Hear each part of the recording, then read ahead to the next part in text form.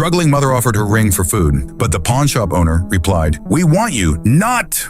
The space station Meridian hung like a tarnished jewel against the void, its once gleaming hull now pitted and scarred from decades of neglect. In the outer ring, known to locals as the Rust Belt, the corridors echoed with the sounds of desperation and the flickering of faulty lighting systems. Neila clutched her daughter's small hand tighter as they navigated the crowded marketplace. Her azure skin, once radiant, had dulled from weeks of stress and poor nutrition, and the tight-fitting pink dress she wore, the last remnant of her former life, clung to her curves, drawing unwanted attention from passers-by. "Mama, I'm hungry," whispered Litha, her violet eyes so like Neila's own, wide with innocent concern. "Soon, Starlight," Neila promised, forcing a smile that didn't reach her eyes. "Just one more stop." The pawn shop sat wedged between a repair facility and a nutrient paste dispensary, its entrance marked by a flickering holographic sign reading Tanner's Valuables. Taking a deep breath, Neila straightened her shoulders and pushed through the door. Inside, the air hung heavy with the scent of cleaning chemicals, barely masking the underlying mustiness. Display cases lined the walls, filled with the discarded treasures and necessities of those desperate enough to part with them. "Wait here by the door, Litha. Don't touch anything," Neila instructed, guiding her daughter to a small bench. Behind the counter, an elderly, blue-skinned Meridian native looked up, his sharp eyes taking in every detail of Neila's appearance. His brown hooded outfit was simple but well-maintained, a stark contrast to the disheveled state of his shop. "Can I help you?" His voice rasped like sandpaper on metal. Neila approached the counter, slipping the ring from her finger. The small red gemstone caught the dim light, sending crimson reflections dancing across the dusty surface. "I need to sell this," she said, her voice steady despite the shame burning in her chest. "It's Caspian ruby, rare, even before the mines collapsed." Tanner took the ring, producing a small magnifier from beneath the counter. He examined the stone with exaggerated care, turning it this way and that. He muttered, setting down the magnifier. His thin lips curled into something between a smile and a sneer. "We want you, not this trinket." Neila stiffened. "Excuse me? The ring's worth something, sure, but not enough for whatever you're needing." He leaned forward, his voice dropping. "I've got a business associate who runs an establishment catering to discerning clientele. Elderly gentlemen with refined tastes and deep pockets. They'd pay handsomely for someone with your attributes." "I'm looking to sell a ring, not myself," Neila replied coldly. Tanner shrugged. "Then I can offer you 50 credits for the ring. Barely enough for 2 days' worth of food for you and your little one." His gaze shifted to Litha, who was tracing patterns in the dust on the bench. "Or you could make 500 credits in a single night serving drinks and making pleasant conversation. Nothing more required, initially." Neila's stomach twisted. 50 credits wouldn't last long, and she'd already been turned away from every legitimate employment opportunity on the station. Her skills as a cultural liaison, her profession before marriage, were useless in this backwater section of Meridian. "The establishment, it's safe?" she asked, hating the words even as they left her mouth. "The Golden Nebula is the most exclusive club in the outer ring. Security's tight. No one touches the servers without permission." His smile widened, revealing stained teeth. "You'd be treated better there than anywhere else you're likely to find work." Neila glanced back at Litha, who had begun to hum softly to herself, oblivious to the life-altering conversation taking place. "I need someone to watch my daughter while I work," she said, the words tasting like ash. "There's accommodation for staff. Your little one can stay in your quarters." Tanner reached beneath the counter again, producing a data pad. "Here's the address. Ask for Mardox. Tell him Tanner sent you." With trembling fingers, Neila took the pad, her mind racing through alternatives that didn't exist. "And the ring?" she asked. "Consider it a deposit. You'll earn it back within a week." He slipped it into a drawer. "Welcome to your new life, beautiful." Outside, Neila knelt before Litha, brushing a strand of silver-white hair from her daughter's face. "We're going to a new place, Starlight. Somewhere with food and a real bed." "Will Father find us there?" Letha asked, her small face clouding with fear. No, Neila promised, the first truth she'd told all day. He'll never find us there. As they made their way through the crowded corridors toward the address on the datapad, Neila fought back tears. The weight of her wedding ring had been replaced by something far heavier. The burden of a choice made in desperation, with consequences she could only begin to imagine. Behind them, hidden in the shadows of a maintenance alcove, a human man watched their departure, his gray eyes narrowed with interest. The Golden Nebula was nothing like its name suggested. Neila stood in the dimly lit entryway, Letha's small hand clutched in hers, taking in the garish decor. Holographic stars drifted across the ceiling, casting eerie blue light over plush seating arrangements and private booths. The air smelled of exotic incense and expensive liquor. "You must be Tanner's referral," a deep voice rumbled. Neila turned to face a hulking draconian, his scaled skin gleaming in the low light. "Yes, I'm Neila. I was told to ask for Marduk's." The draconian's slit pupils widened slightly as he assessed her. "I'm Vox, head of security. Marduk's is expecting you." He gestured toward the door marked private. "Your daughter can wait in the staff quarters. First door on the right." Neila hesitated. "I'd prefer she stay with me." Not possible during the interview. Vox's tone left no room for argument. Kneeling down, Neila smoothed Letha's silver hair. "Wait for me in the room, Starlight. I won't be long." Letha nodded solemnly, her violet eyes wide. "Promise you'll come back?" "Always," Neila whispered, pressing her forehead against her daughter's. After watching Letha disappear through the staff door, Neila followed Vox to Marduk's office. Inside, a corpulent Meridian native with elaborate facial tattoos lounged behind an ornate desk. "Ah, our new addition," Marduk purred, his jowls quivering as he smiled. "Tanner has excellent taste." The interview was brief and humiliating. Marduk explained that her duties would include serving drinks while wearing appropriate attire and entertaining guests with conversation. The pay was as promised, 500 credits per night, but the rules were strict. No leaving the station, no communication with outsiders, no refusal of any reasonable request from clients. You'll start tonight," Marduk concluded, sliding a garment across the desk, a shimmering, nearly transparent dress that would leave little to the imagination. "Your quarters are equipped with a child's bed. Your daughter will remain there during your shifts." "And if I refuse?" Neila asked, though she already knew the answer. Marduk's smile didn't reach his eyes. "Then you're welcome to try your luck elsewhere on Meridian. I hear the processing plants are always hiring, though the radiation exposure might be problematic for a young child." 4 hours later, Neila stood in the main lounge, balancing a tray of exotic cocktails. The dress clung to her curves like a second skin, the material shifting from opaque to transparent with her movements. Her feet ached in the impractical heels and her smile felt frozen on her face. The clientele was exactly as Tanner had described. Wealthy, elderly aliens from various species, all male, all watching her with hungry eyes. Some were more polite than others, but all made their intentions clear through lingering touches and thinly veiled propositions. "Drink for the gentleman in the corner," the bartender muttered, sliding a glowing blue concoction onto her tray. Neila navigated through the crowd toward a shadowy booth where a solitary figure sat. As she approached, she realized with a start that he wasn't an alien at all, but human, a rarity this far from Earth territories. "Your drink, sir," she said, carefully placing the glass on the table. "Thank you." His voice was deep, with an accent she couldn't place. In the dim light, she could make out strong features, close-cropped dark hair, and eyes that seemed to see right through her. Unlike the other patrons, his gaze remained respectfully on her face. "First night?" he asked quietly. Neila hesitated, then nodded. "Is it that obvious?" A slight smile softened his features. "You haven't quite mastered the dead-eyed look of the others yet." He gestured to the empty seat across from him. "Take a break." "You look like you need it." "I can't. They'll notice." "No, they won't."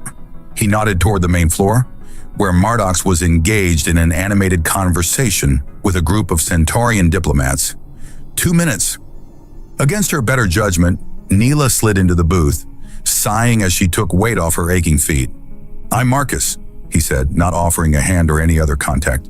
"Neila." I know. At her startled look, he added, I saw you at Tanner's earlier. I make it my business to know what happens in the Rust Belt. A chill ran down Neila's spine. Why?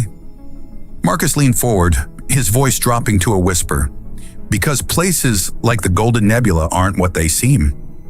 This isn't just a club, Neila. It's a front for something much worse.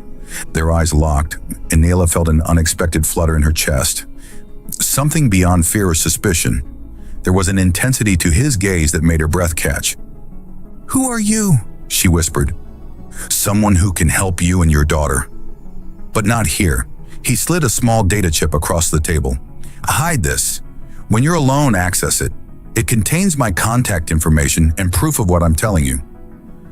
Neila palmed the chip, slipping it into the hidden pocket she'd sewn into her undergarment. Why should I trust you? Marcus's expression softened. You shouldn't. Not yet, but you will. Their fingers brushed as she withdrew her hand, sending an electric current up her arm. The connection was brief but potent. Something primal and undeniable passing between them. Neila! Mardox's voice cut through the moment.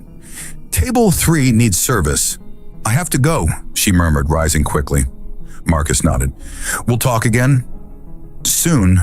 As she hurried away, Neila could feel his eyes following her, not with the predatory gaze of the other patrons, but with something that felt remarkably like concern.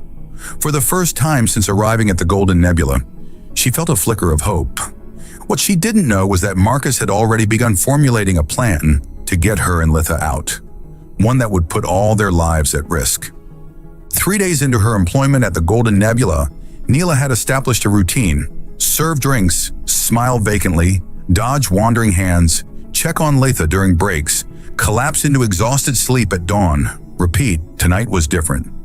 The club buzzed with anticipation. A delegation of Proximan dignitaries was expected, and Mardox had been in a frenzy of preparation. You, he snapped, pointing at Neila as she emerged from the staff quarters. You've been requested for private service tonight. Her blood ran cold. Private service? Ambassador Kreth specifically asked for you. He's a very important client. Mardox's eyes narrowed. Very important. You'll do whatever he asks, understand? Neila thought of the data chip hidden in her quarters, still unexamined. And if I refuse? Mardox stepped closer, his voice dropping to a menacing whisper. Then perhaps your daughter would like to try her hand at serving drinks. She's young, but the Proximans appreciate a variety. Fighting the urge to strike him, Neila nodded stiffly. What time? Midnight. VIP suite. He handed her a new outfit, even more revealing than her current one. Wear this. Back in her quarters, Neila found Litha napping peacefully. With trembling hands, she retrieved the data chip Marcus had given her and inserted it into her personal console. The screen flickered to life, displaying a series of encrypted files. As she accessed them, her horror grew. Financial records, transport manifests, and medical evaluations, all documenting the movement of merchandise, living beings, through the Golden Nebula and similar establishments across 3 sectors. The most recent file contained images of women who had worked at the club, women Neila had never seen. According to the records, they had been transferred after conditioning to buyers throughout the galaxy. Their sale prices were listed alongside their physical attributes. A message from Marcus was embedded in the final file. Meet me tomorrow, 0300 hours, maintenance shaft 7B. Bring your daughter. Be ready to run. Too late, Neila heard the door slide open behind her. My, what have we here? She whirled to find Mardox standing in the doorway, his eyes fixed on the screen. Beside him loomed Vox, the draconian security chief. Research, Neila said weakly, moving to shield the sleeping Litha. I think not. Mardox's voice was dangerously soft. Vox, secure the child. We'll need to accelerate our timeline for this one. As Vox moved forward, Neila grabbed a nearby bottle and smashed it against the console, lunging at him with the jagged edge. The draconian hissed in pain as the glass sliced across his scaled forearm. Run, Litha! Neila screamed as her daughter jerked awake. What followed was chaos. Litha bolted for the door as Mardox tried to intercept her. Neila threw herself at the club owner, buying her daughter precious seconds to escape into the corridor. Vox recovered quickly, his powerful tail whipping around to knock Neila off her feet. As she hit the floor, a familiar voice shouted from the doorway, "Terran Alliance security." Freeze. Marcus stood silhouetted against the corridor lights, a standard-issue pulse pistol aimed at Vox's head. Behind him, Litha clutched the leg of another human officer. "You're early," Neila gasped, blood trickling from a cut on her lip. "Your daughter found one of my agents in the corridor," Marcus replied, his eyes never leaving the Draconian. "Smart kid." Marduk snarled. "You have no jurisdiction here, human." "Actually, we do." Marcus's smile was cold. "Trafficking sentience is a violation of Galactic Compact Article 17. The Terran Alliance is authorized to intervene anywhere such activities occur." As the second officer moved to secure Marduk's, Vox lunged unexpectedly, his claws extended toward Neila's throat. Marcus fired without hesitation, the pulse blast catching the Draconian mid-leap. In the sudden silence, Marcus knelt beside Neila. "Are you hurt?" "No," she whispered, acutely aware of his proximity, the warmth of his hand on her shoulder. Despite the danger, despite everything, her body responded to his touch with a rush of heat that had nothing to do with fear. His eyes darkened as he helped her to her feet, his fingers lingering on her skin. "We need to move." "There are more security personnel throughout the club." "The other women," Neila said urgently. "There are records." "We know. This operation has been planned for months. Teams are moving throughout the station as we speak." He guided her toward the door where Litha waited with the other officer. "But right now, my priority is getting you two to safety." As they moved through the back corridors of the Golden Nebula, alarm sirens began to wail. Marcus led them to a service elevator, his hand resting protectively at the small of Neila's back. "Where are we going?" Litha asked, her small face pinched with worry. "Somewhere safe," Marcus promised, smiling down at her. A Terran Alliance vessel docked on the other side of the station. In the confined space of the elevator, Neila was intensely aware of Marcus. His scent, the steady rhythm of his breathing, the controlled power in his movements. When their eyes met, the air between them seemed to crackle with unspoken possibilities. "Why did you help us?" she asked softly. "It's my job, he replied, but his expression suggested there was more to it than professional duty. "And after? What happens to us then?" Marcus's gaze softened. "That depends on what you want, Neila." The elevator doors opened to reveal a maintenance tunnel stretching into darkness. As they moved forward, Neila realized that for the first time since fleeing her husband, she was allowing herself to want something beyond mere survival. And what she wanted was standing right beside her, leading her toward freedom. The maintenance tunnels twisted through Meridian Station like arteries, dimly lit and reeking of industrial lubricants. Marcus led their small group forward, his pulse pistol ready. Behind him, Neila clutched Litha's hand while Officer Keller brought up the rear. "How much further?" Neila whispered, her voice echoing slightly in the metal corridor. "Docking bay is 2 levels up," Marcus replied. "We've got a team securing the route ahead." A sudden explosion rocked the tunnel, sending them staggering against the walls. Emergency lights flashed red as the station's alert system blared. "What was that?" Litha cried, clinging to her mother. Marcus pressed his comm unit. "Team 1, report." Static answered him. "Team 1, do you copy?" Keller's comm crackled to life instead. "Sir, security breach in Section 4C. Multiple hostiles. They have cut off the primary route to the ship." "Damn it," Marcus muttered. He turned to Neila. "Change of plan. We need to split up." Neila's grip on Litha tightened. "No, we stay together." "Listen to me," Marcus said, his hands on her shoulders. "Keller will take Litha directly to the ship through the service ducts. They're too small for adults, but perfect for a child and someone Keller's size. You and I will create a diversion." Neila looked down at her daughter's frightened face. "I can't leave her." "Mom, I'll be okay," Litha said with surprising resolve. "Officer Keller has a gun." Keller nodded, her petite frame belying her combat experience. "I'll protect her with my life, ma'am." After a moment's hesitation, Neila knelt before Litha. "Be brave, Starlight. I'll see you on the ship." "Promise?" Litha's violet eyes were wide. "Promise." Neila embraced her daughter fiercely before releasing her to Keller's care. As they disappeared into a narrow side duct, Marcus checked his weapon. "We'll head for Junction 12. From there, we can access an alternative route to the docking bay." They moved swiftly through the tunnels, the sounds of pursuit growing behind them. At a four-way intersection, Marcus suddenly pulled Neila into a recessed doorway as a patrol of security officers rushed past. Pressed against his chest in the narrow space, Neila could feel his heart pounding in time with hers. His body was warm, solid, human, yet somehow more vital than any being she'd encountered before. "They're blocking all direct paths," he whispered against her hair. "We need somewhere to lay low until they move on." The door behind them yielded to Marcus's override code, revealing an abandoned storage unit. They slipped inside and he secured the lock. "Communications are being jammed," he said, checking his equipment. "We're on our own for now." The room was small, cluttered with decommissioned machinery and supply crates. A single emergency light cast everything in a soft blue glow that made Neila's skin shimmer. "Will Litha make it to the ship?" she asked, hugging herself against the chill. "Keller is one of our best. If anyone can get her there safely, it's her." Marcus removed his tactical jacket and draped it over Neila's shoulders. "Here." "You're shivering." The jacket carried his scent, clean sweat, some unfamiliar herbal soap, and something distinctly human.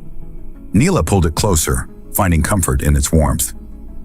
"Your husband," Marcus said suddenly. "Our intelligence says he's on his way to Meridian." Neila froze. "Ren? How did he find me?" "He's connected to the trafficking ring. High up, from what we can tell." Marcus's expression darkened. "When Mardox realized who you were, he alerted your husband immediately."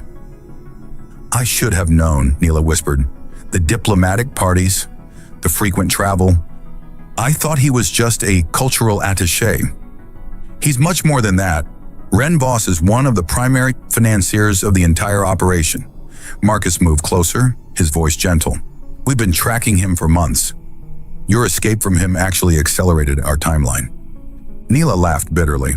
"So I'm still just a commodity, useful to the Terran Alliance as bait for a bigger fish." "No!" Marcus's denial was immediate and fierce. He cupped her face, forcing her to meet his gaze. "You were never just a mission parameter to me. From the moment I saw you in that pawn shop, trying to sell your ring to feed your daughter, I knew you were something special." The intensity in his eyes made her breath catch. In that moment, the danger outside seemed to recede. There was only this room, this man, and the electric current flowing between them. "I don't understand humans," she murmured. "My people form connections based on practical considerations, social standing, genetic compatibility. But you act on instinct, on feeling. Is that so terrible?" His thumb traced the curve of her cheek. "No, it's liberating." Neila leaned into his touch. "In all my life, I've never chosen for myself. My parents chose my education, my society chose my role, my husband chose my fate, until I ran. And now," Marcus's voice had dropped to a husky whisper, "now I choose this." Neila closed the distance between them, her lips finding his in a kiss that started tentative, but quickly blazed into something more primal. His arms encircled her, strong yet gentle, as if she were something precious rather than something to be possessed. The sensation was intoxicating, being wanted rather than owned. When they finally broke apart, both breathing heavily, a series of explosions in the distance reminded them of their precarious situation. "We should move soon," Marcus said, though he made no effort to release her. Neila nodded, but neither of them stepped away. In this stolen moment, in this forgotten corner of a vast station, they had found something unexpected, a connection that transcended species and circumstance. And for now, that was enough. The storage unit had become a sanctuary, a pocket of warmth and connection amid the chaos of the station. Neila lay nestled against Marcus's chest, their bodies intertwined on his makeshift bed of emergency blankets. The past hour had been a revelation, Human intimacy was nothing like the clinical coupling of her species. Where her people approached physical union as a biological necessity, humans transformed it into something transcendent. "You're smiling," Marcus murmured, tracing the curve of her lips.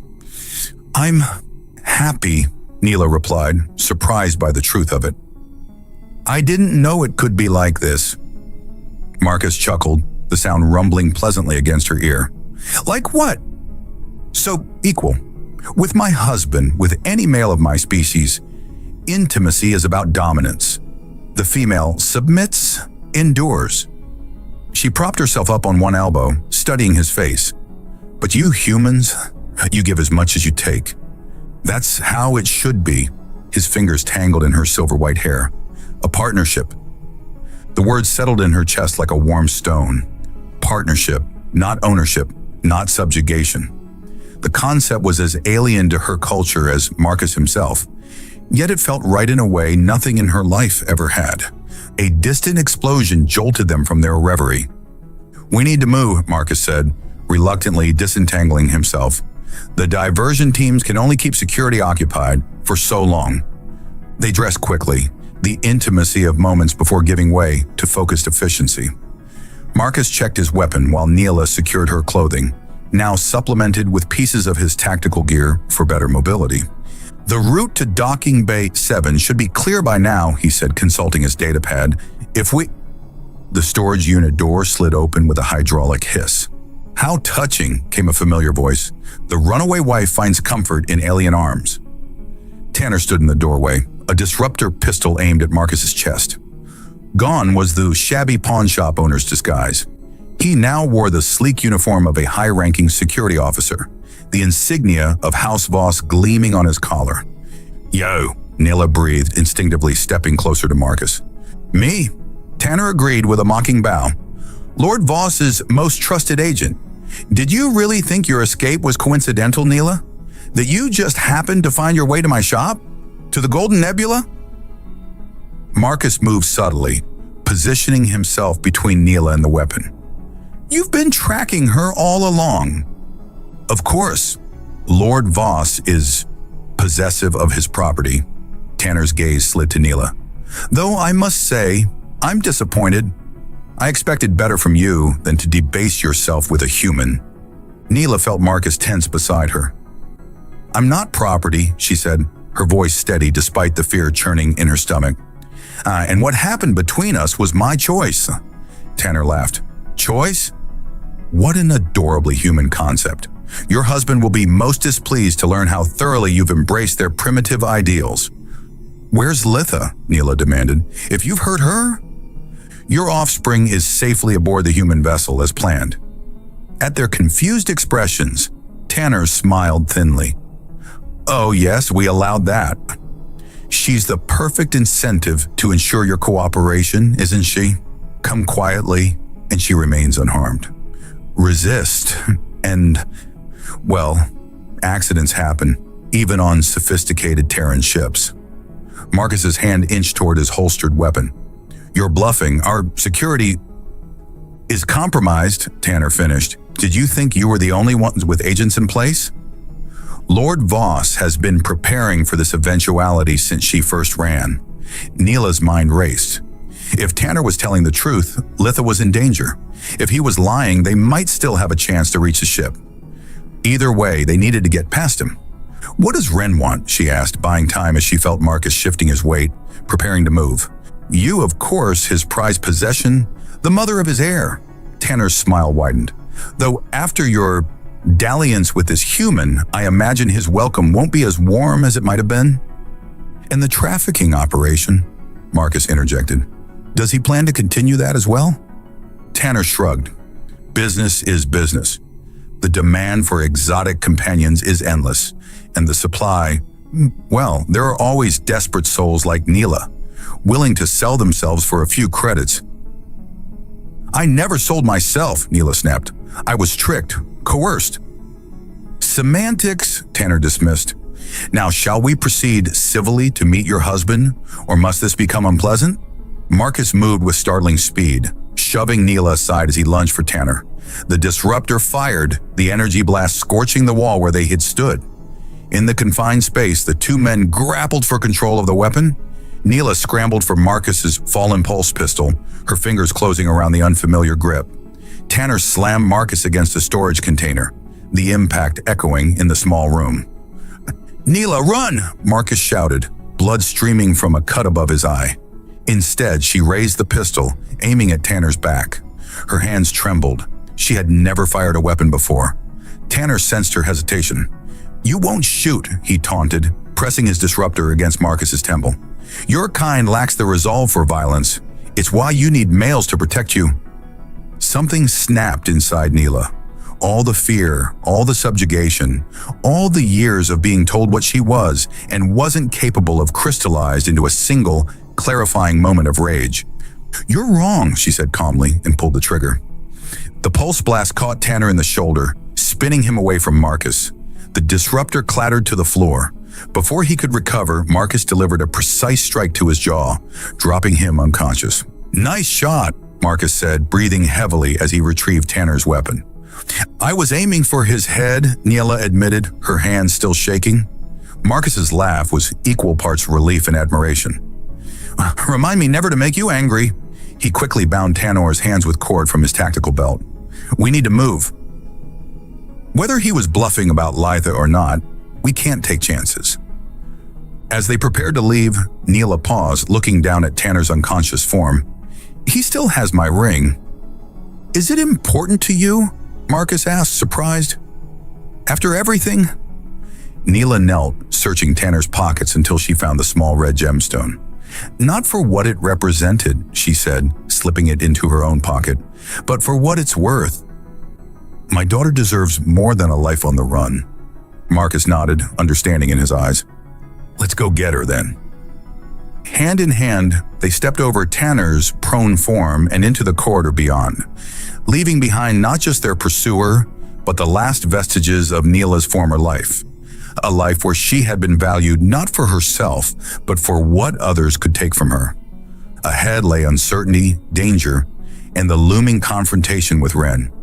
But for the first time, Neila faced the future not as someone's possession, but as her own woman, one who had discovered the strength to choose her own path. The maintenance corridors grew narrower as Marcus and Neila approached the central hub of Meridian Station. Security alerts blared at regular intervals, announcing increased patrols and identification checkpoints.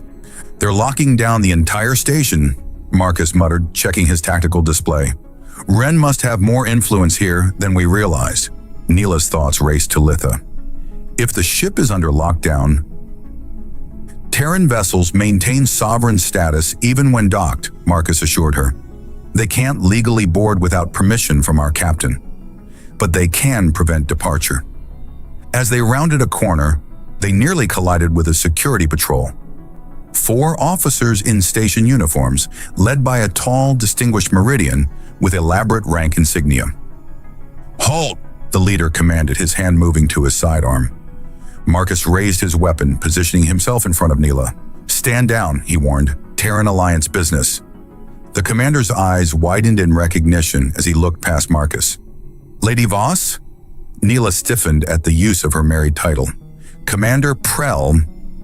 Marcus glanced between them. "You know each other?" "Commander Prell was head of security at my husband's estate," Neila explained, her voice tight. "Before his promotion, Prell signaled his officers to lower their weapons. A promotion earned through years of witnessing Lord Voss's activities and saying nothing," he said, his tone bitter. "Until now." Marcus kept his weapon trained on the commander. "What does that mean?" "It means," Prell said carefully, "that I've been waiting for an opportunity like this. Lord Voss's trafficking operation has corrupted half the officials on this station, but not all of us." He looked directly at Neila. "Some of us remember when you first came to the estate, Lady Voss, how your spirit dimmed with each passing month." Neila studied him, searching for deception. "Why should we trust you?" "Because I have a daughter too," Prell said simply, "and I've spent too many years watching girls like her disappear into Voss's network." He turned to his officers. "Secure this corridor. No one passes without my authorization." To Marcus he said, There's a service lift 3 sections ahead that will take you directly to the diplomatic docking ring. It's reserved for official use, but my clearance will grant you access. Marcus lowered his weapon slightly. And what do you get out of this? The satisfaction of finally doing something right, Prell replied. And evidence. He produced a data chip. Security footage from the Golden Nebula, financial records, transport manifests, everything the Terran Alliance needs to bring down not just Voss, but the entire trafficking network. Neila felt a surge of hope. You've been gathering evidence? For years, Prell confirmed. But I needed someone with the authority to act on it. Someone beyond Voss's reach. He handed the chip to Marcus. The Terran Alliance fits that description? Marcus pocketed the chip. This is a serious risk you're taking, Commander. Less than you might think, Prell said with a grim smile. Lord Voss arrived an hour ago. He's currently at Docking Bay 7, demanding access to the Terran vessel where your daughter is being held. Neila's blood ran cold. Letha is safe for now, Prell assured her. Voss is invoking diplomatic protocols, claiming his wife and child have been kidnapped. He's trying to force the Terran captain to surrender them legally. That won't work, Marcus said. Our captain knows the situation. Perhaps, but Voss has brought documentation, marriage certificates, birth records, even psychological evaluations, claiming Lady Voss is mentally unstable and a danger to the child. Prell's expression darkened. He's prepared a very convincing case? Neila felt sick. He would claim I'm insane? It's a common tactic among the elite of your species, Prell said gently. When a mate becomes inconvenient, Marcus's jaw tightened. We need to get to that ship now. Follow me, Prell instructed, leading them through a series of unmarked doors. My officers will create a diversion near the main concourse. That should draw attention away from the diplomatic docking ring. As they hurried through the station's restricted areas, Neila's mind whirled with memories of her life with Ren.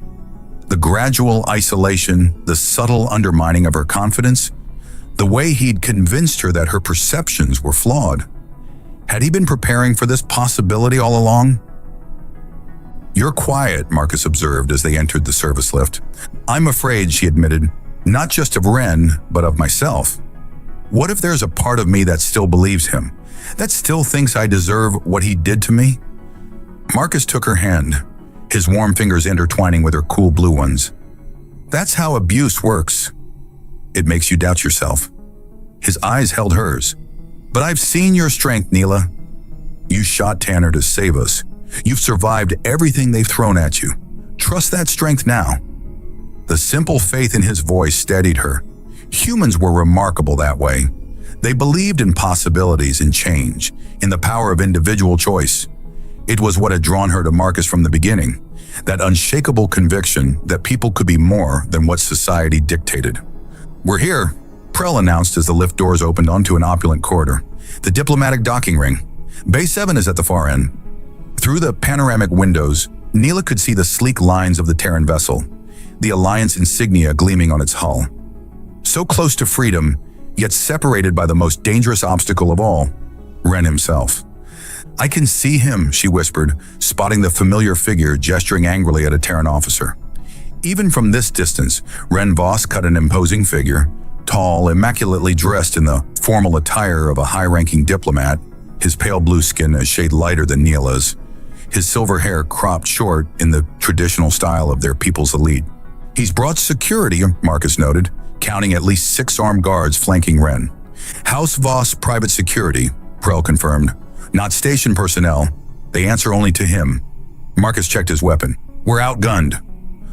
Not necessarily, Prell said. I can approach openly, claim I'm responding to the diplomatic incident. That might create an opening for you to reach the ship. And then what? Neila asked. Even if we get aboard, Ren won't simply give up. He'll find another way, another station, another jurisdiction. Marcus studied her face. You want to confront him? It wasn't a question, but Neila nodded anyway. I need to end this, not just run from it. It's risky, Prell warned. Voss is not accustomed to being defied, especially publicly. Good, Neila said, a new resolve hardening within her. Then it's time he learned. She reached into her pocket, fingers closing around the small red gemstone. Her wedding ring, the symbol of her bondage that had nearly become the key to a different kind of slavery. Now perhaps it could serve a final purpose. I have a plan, she said, looking between Marcus and Prell, but I'll need both of you to trust me. As she outlined her idea, Neila felt a strange calm settle over her. For years, she had been valued only for what others could take from her: her beauty, her status, her obedience. Tanner had seen her as merchandise. Ren had seen her as property. Even the Golden Nebula had wanted her only for what her body could earn them. But Marcus had wanted her for herself, her courage, her determination, her capacity for growth. And he had shown her what it meant to be valued as an equal, to be desired rather than possessed. Now, standing on the precipice of confrontation with her past, Neila understood that the greatest gift humans had to offer wasn't their protection or their passion.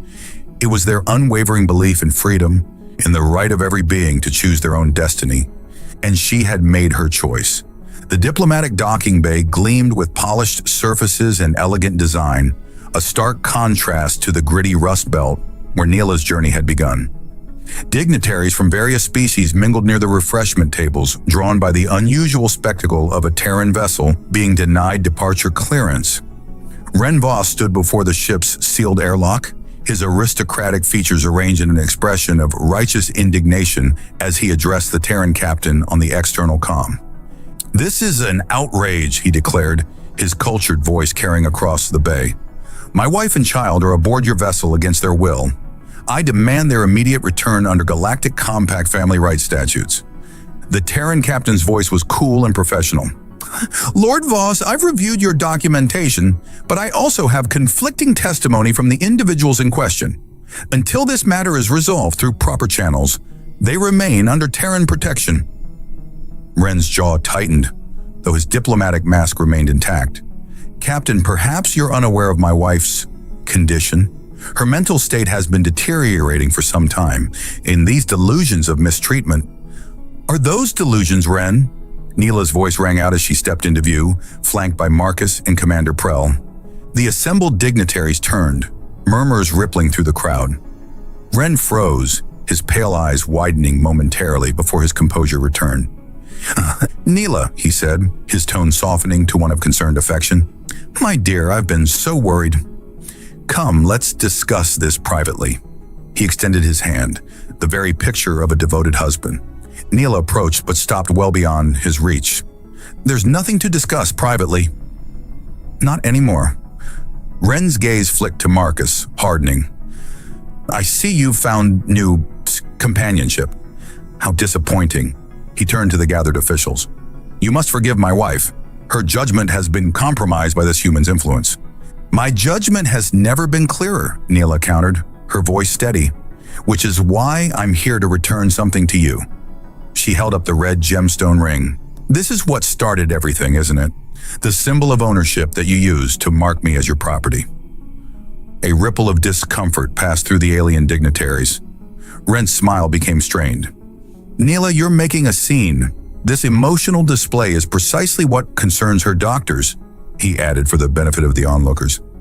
"Am I emotional?"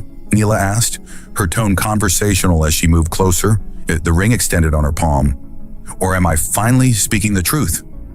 That this ring represents not a marriage, but a business transaction. That you selected me not as a partner, but as an acquisition?" Ren's security details shifted uneasily as she approached.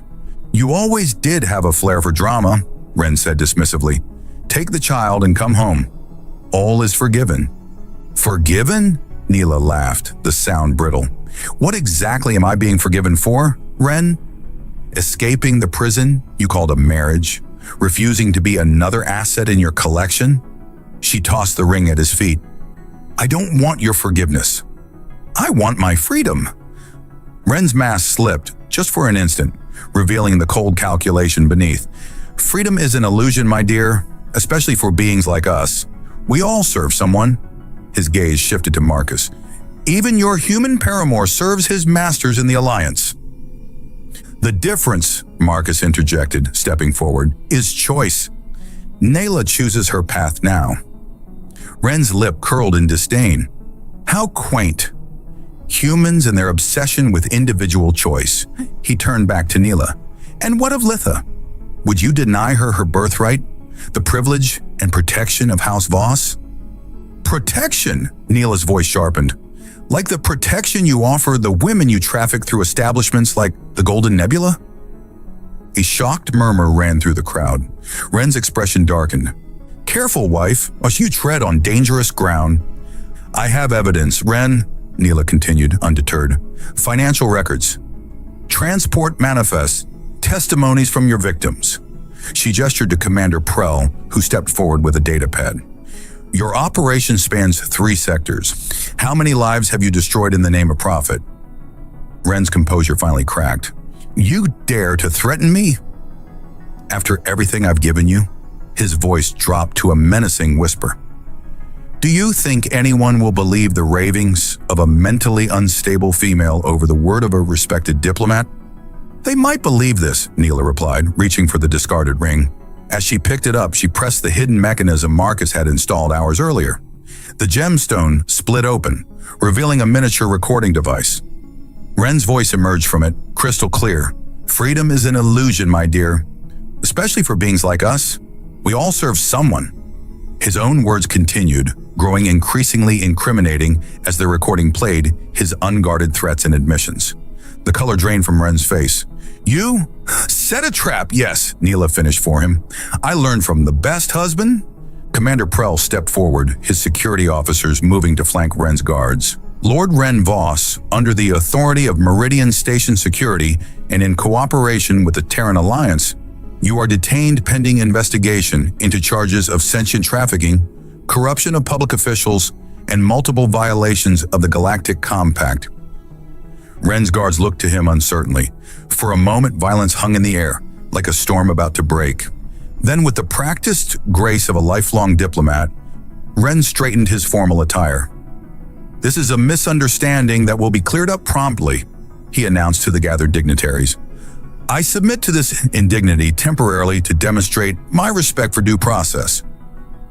As Prell's officers moved to secure him, Ren locked eyes with Neila one last time. This isn't over, he said softly.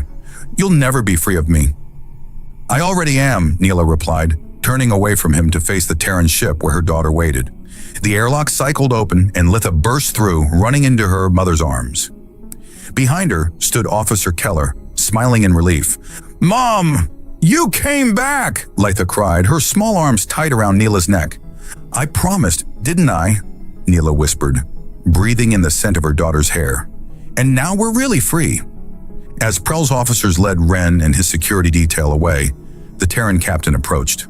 Agent Reynolds, he addressed Marcus, headquarters is quite interested in the evidence you've collected. This trafficking network appears to extend far beyond what we initially suspected. Marcus nodded. Commander Prell deserves most of the credit, sir. His documentation will be invaluable to the investigation. And Lady Voss's testimony, the captain added, turning to Neila with respect. Your courage today has done more than secure your own freedom. You've helped countless others. Neila felt a warmth spread through her chest that had nothing to do with the praise, and everything to do with the way Marcus looked at her, with pride, with admiration, and something deeper that made her pulse quicken. What happens now? She asked, still holding Litha close. Now, Marcus said, his hand finding hers, you decide. The Alliance can offer you protection, relocation, a new identity if you want it. And you? Neila asked softly. What are you offering? Marcus's smile reached his eyes, crinkling the corners in a way that had become achingly familiar. Partnership, he said simply. If you want it. Litha looked between them curiously. Are we going to live with Marcus now? Neila laughed, the sound free and genuine. Would you like that, Starlight? Litha nodded enthusiastically. He makes you smile. Real smiles, not the pretend ones. Out of the mouths of children, Neila thought, marveling at her daughter's perception. She turned to Marcus, suddenly shy despite everything they'd shared. I don't know how to be a partner, she admitted. My people don't. It's not how we're raised to think. Then we'll figure it out together, Marcus said, his fingers intertwining with hers. Day by day, choice by choice. As they boarded the Terran vessel, leaving Meridian Station and its shadows behind, Neila reflected on the journey that had brought her here. It had begun with desperation, a wedding ring offered for food, a pawn shop owner's cruel proposition. "We want you, not this trinket," Tanner had said, seeing only her value as a commodity. But Marcus had wanted her for herself, her strength, her courage, her capacity for growth. He had shown her what it meant to be valued as an equal, to be desired rather than possessed.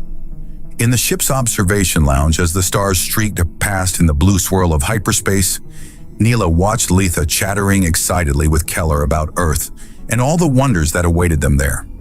Marcus joined her by the viewport, his arm slipping around her waist. "Having second thoughts?" he asked. Neila leaned into him, savoring the warmth of his body against hers. "No. For the first time, I'm not afraid of the future." "Good," he murmured, pressing a kiss to her temple, "because I have plans for us." "Plans?"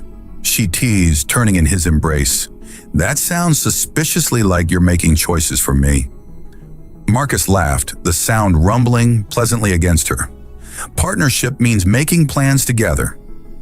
I propose, you dispose." "I like the sound of that," Neila said, rising on her toes to meet his lips with hers. As they kissed, framed against the backdrop of infinite stars, Neila knew she had found something far more valuable than security or status. She had found freedom, not as an abstract concept, but as a living reality, embodied in the choice to love and be loved on her own terms.